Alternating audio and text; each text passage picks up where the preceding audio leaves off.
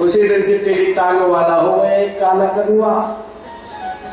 बोलो राधे राधे। तो भगवान के ध्यान की विधि बताई और कहा जो भगवान का भजन करते हैं। आचार्य सुखदेव जी ने एक बात और विचार की, परीक्षित की पहले परीक्षा ली। कहीं परीक्षित को मैंने भगवान के भजन में लगा दिया, भगवान की कथा सुनाने लगा और ये है राजा, और बीच कथा में कहीं रानी की याद आ गई तो, और राज्य की याद आ गई तो। इसीलिए बड़ा सुंदर उपदेश दिया, परीक्षा लेनी चाहिए। कहा परीक्षित तुम आए हो मेरी शरण में और भगवान का भजन करना चाहते हो, पर तुमको एक बात पता है? बोले क्या? बोले सुबह सुबह जब जगते होंगे तो ब्रेकफास्ट लेते होंगे, या ब्रेकफास्ट नहीं मिलेगा। चांदी के बर्तनों में भोजन करते हुए यहाँ चांदी के बर्तन भी नहीं मिलेंगे। बोले क्या मिलेगा? बड़ा सुंदर उपदेश दिया। सत्याम छितो किम कशपो प्रयासे बाहो श्वसेते अपवर्णे किम सत्यंजलो किम पूर्धान पात्रा दिग्वल कलादो सतकिम दुकूले। परीक्षित सत्याम छितो किम कशपो प्रयासे। जब जमीन पर लेट करके नींद आ सकती है तो फिर हमको पलंग की आवश्यकता नहीं रखनी चाहिए। और वाहु सुषते, और ये जो भुजाएं हैं यही हमारी तकिया है। तुम यहां मेरे पास आए हो तो यहां तकिया नहीं मिलेगी, और जब भगवान ने ये भुजाएं दे रखी हैं तो ये तकिया का काम करेंगी। और जब ये भुजाएं हैं तो तकिया की क्या आवश्यकता है? कहीं तो तकिया मांगने लगे। और जब अंजलि दी है सत्यंजलो के में पूर्व धान्य पात्रा, जब ये अंजलि है तो हमको पात्रों की क्या आवश्यकता है? और दिग्वल करा दो, जब भगवान ने इन वृक्षों के बनकर दिए हैं, वृक्षों की छालें दी हैं, तो हमको वस्तुओं की क्या आवश्यकता है? या लॉन्ड्री की व्यवस्था नहीं है, ड्राई क्लीनिंग नहीं होगी। हो सकता है तन पर अपने छालों के द्वारा ही तन को ढकना पड़ सकता है। और जब ये बात मंजूर है तो आओ फिर भगवान का नाम स्मरण कराते हैं। भगवान के नाम में तो बड़ी महिमा है। एक बार भगवान से पूछा एक भक्त ने, प्रभु एक बात बताओ, तुम अपने भक्तों की लिस्ट पर दिखाओगे? तुम्हारे भक्त कितने हैं, क्या नाम है उनके, कौन कौन भक्त तुम्हारा भजन करते हैं? तो फिर भक्तों की लिस्ट सुनाई भगवान ने और कहा तुमको पता है कैसे कैसे भक्त हैं? बोले सुनाओ ना। किरात हूणांग पुलिंद पुलकशा आभीर कंका यवना खसादयो नीच पापा यदुपासयासया शोभन्ति तस्मै प्रभु वैष्णवे नमः। किरात, ध्यान से सुनना, ये भगवान के भक्त हैं। किरात, हूण जातियां हैं, आंध्र, पुलेंद्र, पुलकश, आभीर, कंक, यवन, खस, सुपचार, सुपचार जो मांस खाते हैं कुत्ते का, नीच जातियां और पापी भी भगवान की शरण में जो चले जाते हैं तो भगवान का नाम उनको भी पवित्र कर दे। ये मेरे भक्त हैं। इसी श्लोक का ट्रांसलेशन किया है बाबा तुलसी ने। याद है? नहीं होगा, मैं बोलूंगा याद आ जाएगा वक्त उत्तरकांड में। पाए न की गत पतित पावन राम भज सुन सठ मना गणिका अजामिल व्याद गीत गजाद खल तारे घना आभीर जमन की रात खस स्वपचात अत अगरूप जे कही नाम बालक ते पावन हो ये राम नमाम दे। उत्तरकांड में लिखा है किस किसने क्या गति नहीं पाई भगवान का नाम लेकर के। गणिका तब बेचा करती थी, अजामिल उस वैश्या का गुलाम रहता था, व्याध मांस बेचता था, गीध मांस को खाता था, फिर भी भगवान ने भगवान के नाम ने उनका कल्याण कर दिया। परीक्षित घबराओ मत, आओ भगवान का नाम स्मरण करना। और जब भगवान के स्थूल रूप का वर्णन किया कि भगवान के स्थूल रूप का ध्यान करो, तब परीक्षित कहने लगे हे गुरुदेव ये भगवान का स्थूल रूप क्या है? बोले ये जो कुछ दिखाई दे रहा है ये सब भगवान का स्थूल रूप है। अंडकोश शरीर अस्मि, अंडकोश शरीर अस्मि सप्तावाणी संयुक्त वैराज पुरुषो योसो भगवान धारणा स अंडकोश शरीर अस्मि, ये 7 आवरणों से युक्त ये अंडक जो ब्रह्मांड है ये भगवान का एक स्थूल रूप है। पाताल में तस्य पाद मूलम पठन्ते पाष्टि प्रपदे रसातलम महातलम द्वेष सजोत गुरुपो तलातलम में पुरुषस्य जंगे भगवान के स्थूल रूप का वर्णन किया। नाभ्याम आशीत अंतरिक्षम विशिष्टो दौ संवर्ततः पदम्याम भूमि विशिष्टोता तथा लोकामकल्पये। और इसी का ट्रांसलेशन बाबा तुलसी रामचरितमानस में करते हैं। पर पाता शीश अजधामा अपर लोग अंग अंग विश्रामा भ्रमटे विलास भयंकर काला नैन दिवाकर कच अनुवाला जासु ग्रहण असुनी कुमारा निस और दिवस निमेश पारा श्रवण दिशा दस वेद बखानी मारत श्वास निगम निजवाणी अधर लोग जम दसन कराला और माया हास बाहु दिक पाला। भगवान के स्थूल रूप का वर्णन किया आचार्य सुखदेव जी ने। तब परीक्षित कहने लगे हे गुरुदेव भगवान संसार की रचना कैसे करते हैं?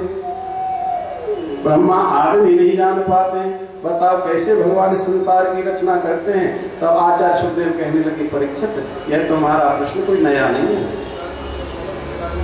यह जो तुम्हारा प्रश्न है ना, एक बार महात्मा विदुर जी ने मैत्री ऋषि से किया था यही प्रश्न। बोले गुरुदेव विदुर जी का और मैत्री ऋषि का मिलन कहाँ हुआ? बोले यहाँ इस कथा को सुनना चाहते हो तो महाभारत की कथा को सुनाना पड़ेगा। फिर महाभारत की कथा को सुनाया। कहा ही परीक्षित यदा राजा स्वशतानि साधु पुरुषन्य धर्मेण विनाश्य दृष्टे प्रातोरविष्टस्य सुतान् विबन्धो प्रवेश लाक्षा भवने ददाह।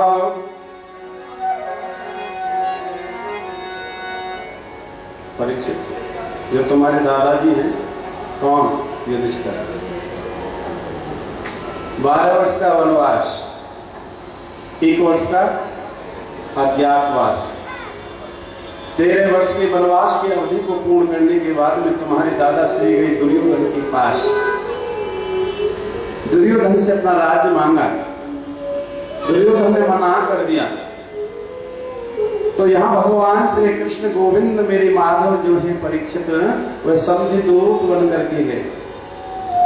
और जब संधि दूत बनकर के जा रहे हैं, दुर्योधन को पता लगा आज कृष्ण आ रहे हैं मेरे पास, तो अपने नौकरों से कहा ए नौकरों हस्तिनापुर नगरी को बड़ा सुंदर सजाना, आज हम कृष्ण का स्वागत करेंगे। और कृष्ण का स्वागत हम करेंगे तो कृष्ण हमारे पक्ष में मिल जाएगा। ये होता है छल। बहुत लोग छल की परिभाषा पूछते, छल क्या होता? यही तो छल है। देखो सामने तो स्वागत करेगा लेकिन अंदर द्वेष है। और भोजन बनाने वाले भंडारियों से कहा ऐसा भोजन बनाना जो कृष्ण ने कभी नहीं खाने की तो चलेगा देखा भी न हो। आज भगवान कृष्ण जा रहे हैं कहा? हस्तिनापुर। और जब जैसे हस्तिनापुर गए तो रास्ते में एक महात्मा की कुटी पड़ती थी, झुपड़िया। किसकी? विदुर की। महात्मा विदुर हस्तिनापुर जैसे राज्य के महामंत्री हैं, रहते कहाँ है? कुटी बनाकर। ये संत निवास है। और उनकी पत्नी है जिसका नाम है विदुरानी। क्या नाम है? विदुरानी। वैसे महाभारत में आप पढ़ेंगे तो विदुरानी नाम नहीं मिलेगा, वह नाम है सुलभा। क्या नाम है? सुलभा। विदुरानी तो नाम इसीलिए है, विदुर जी की घरवाली है ना, नाम विदुरानी है। जैसे वो होती है कौन? शेठानी। शेठ जी को विवाही जाते हैं, जेब में चाय फूटी कौड़ी भी मिल जाए, पूछा तो कौन हो? शेठानी हूँ। पंडित जी के लिए विवाह हो जाए है? चाहे जाने न एक वेद मंत्र भी कैसा होता है, नाम क्या हो गया? अब लोग गुरुकुल में पढ़ाई कौन करता है और डिग्री किसको मिलती है? बहना तुम मेरी भाग्यशालिनी हो। व्यापार कौन चलाता है और शाम को लंबे लंबे नोट कौन लेता है? किसकी तिजोरी में जाते हैं वो नोट? बोलो। सुबह से शाम तक टेंशन, हाई टेंशन,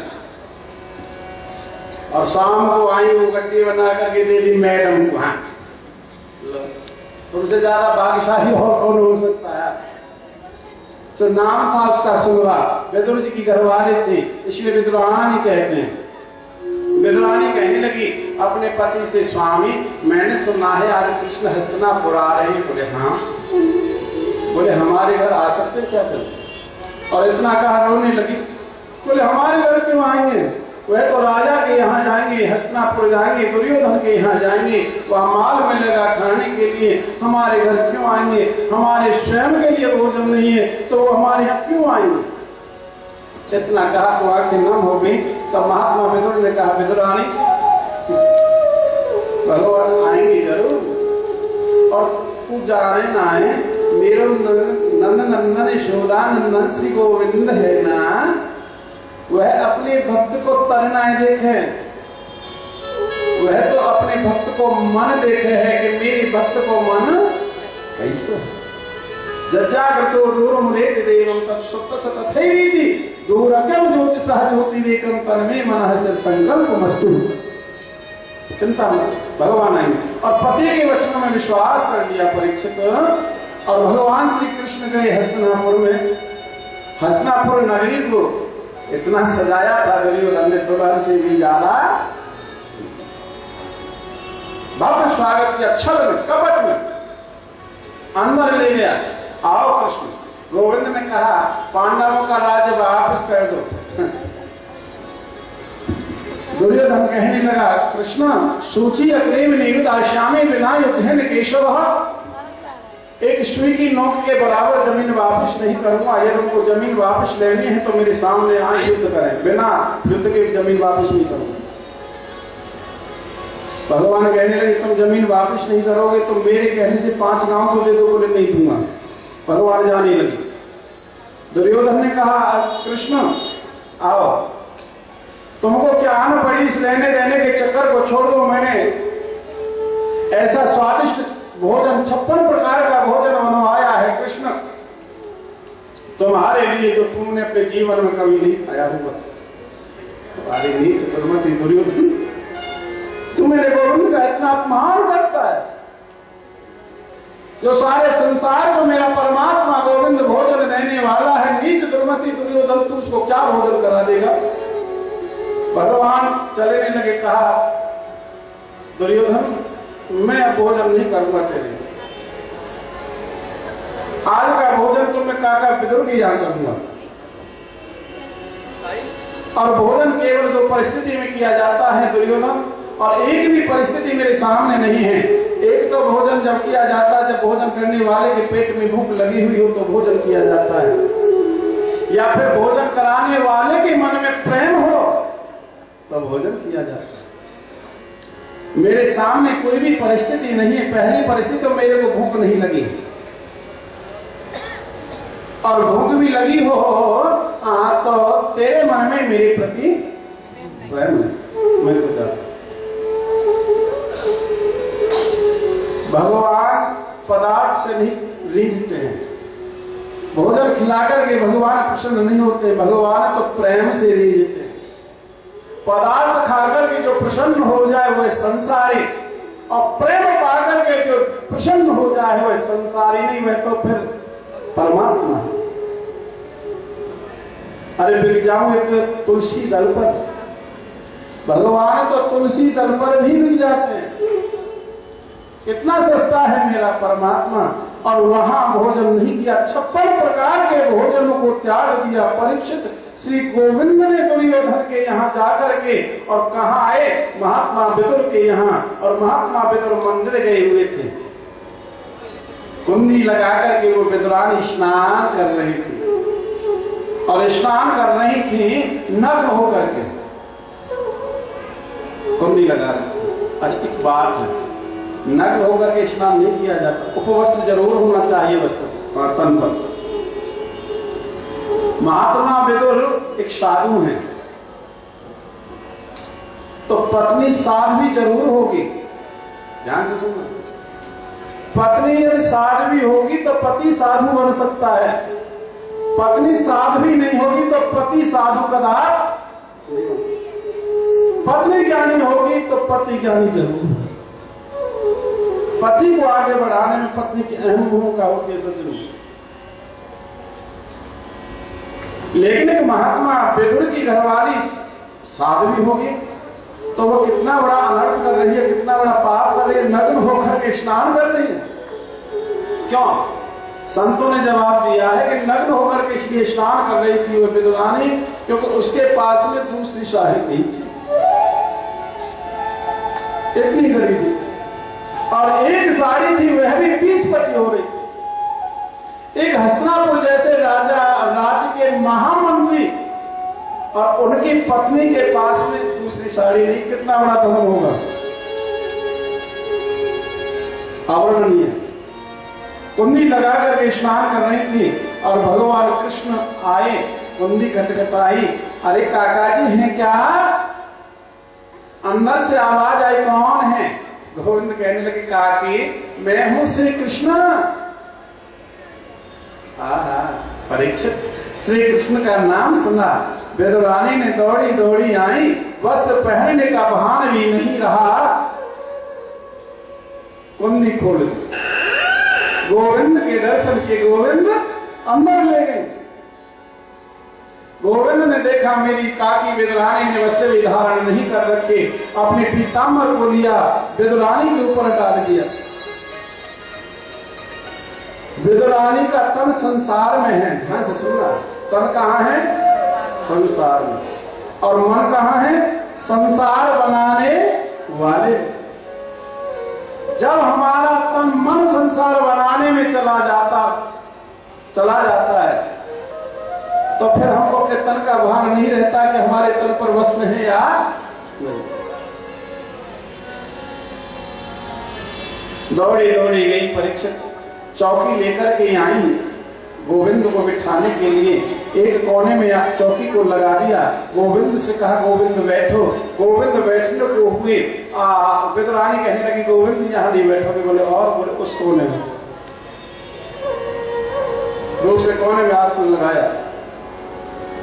गोविंद बैठने को हुए, विदुरानी बोली गोविंद, बोले और यहाँ नहीं बैठोगे, बोले और बोले उस कोने में। धन्य है विदुरानी, चाहे पढ़ी लिखी हो या न पढ़ी लिखी हो, लेकिन योग्य जरूर है। कितनी योग्य है, उसने ये विचार किया, उसके मन में ये भाव था, जब मैंने एक कोने में आसन लगा दिया तो एक कोने में ही गोविंद बैठ करके चले जाए और सारा घर भी पहुंच रहे। क्योंकि भगवान के आने से, संतों के आने से, ब्राह्मणों के आने से घर पवित्र होता है, घर का वातावरण पवित्र होता है। और चौथे कोने में आसन को लगाया, चौकी को लगा दिया, और लगाना था उल्टा, और लगाना था सीधा और उल्टा लगा दिया। और गोविंद से कहा गोविंद बैठो, और गोविंद बैठ गए। श्याम ने घनश्याम तुम तो प्रेम के अवतार, वास्तव में प्रेम के अवतार है परमात्मा। परीक्षित उल्टे आसन पर बैठे। भगवान विदुरानी ने विचार किया गोविंद को क्या खिलाओ। न जाने कई दिन पहले का एक केला का फल रखा हुआ था, उसको लेकर के आई। तन था मन था भगवान में, तन से काम कर रही है संसार का। तो केला को छीलने लगी और गिरी गिरी को फेंक दिया फुटबारी चौक पर, और छिलका दे दिया गोविंद के हाथ में। कहा गोविंद खाओ। और आज परीक्षित मेरे परमात्मा गोविंद छिलका को खा रहे हैं। थोड़ी देर के बाद में महात्मा विदुर आए, देखा आहा विदुरानी तुम मेरे गोविंद का अपमान कर रही है, न जाने मेरे परमात्मा कैसे आए हैं, और मेरे गोविंद को तुमने उल्टे आसन पर बिठा रखा। गोविंद क्षमा करो, गोविंद खड़े हो जाओ। आसन को सीधा किया, देखा तो गोविंद छिलका खा रहे हैं। कहा गोविंद, दौड़े दौड़े के बगीचा में गए, ताजा ताजा केला के फल लेकर के आए, अपने हाथ से छीला, छिलका फेंक दिया दूर, गिरी दे दी गोविंद के हाथ में। कहा गोविंद आओ खाओ। गोविंद गिरी खाने लगे। तब विदुर जी ने कहा कृष्ण अब गिरी खाने में स्वाद आ रहा होगा ना, सत्य बताना। गोविंद बोले सत्य बताऊं काका जी? बोले बताओ। बोले सत्य बात तो यह है, जो काकी के हाथ से खाने में स्वाद आ रहा था वो तेरे हाथ से खाने में स्वाद नहीं आ रहा।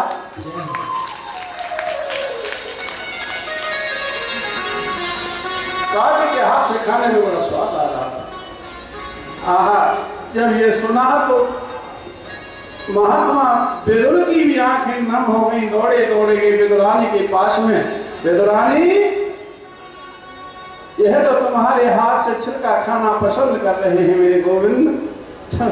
सो विदुरानी तो वहां कीर्तन कर रही थी, नाच नाच करके कीर्तन कर रही थी, ताली बजा बजा करके भक्ति में के रस में डूब गई, सन गई, डुबकी लगा दी। जैसे और विदुर घर आए बांके बिहारे, विदुर घर आए बांके बिहारी, विदुर घर आए बांके बिहारे, विदुर घर आए बांके बिहारी, बांके बिहारे मोहन मुरारे, बांके बिहारी मोहन मुरारी, बांके बिहारे मोहन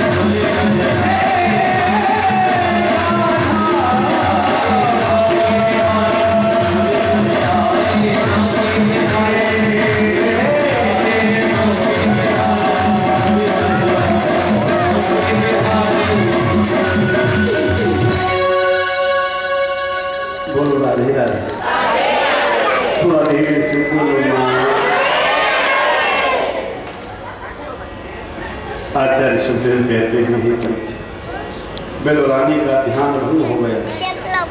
विदुरानी का ध्यान जैसे भंग हुआ तो मन चला गया संसार में, और जब मन संसार में गया तो ध्यान आया आहा मैं तो नग्न हूं, वस्त्र भी नहीं पहने रखे, तो दौड़े दौड़े गई वस्त्र पहना।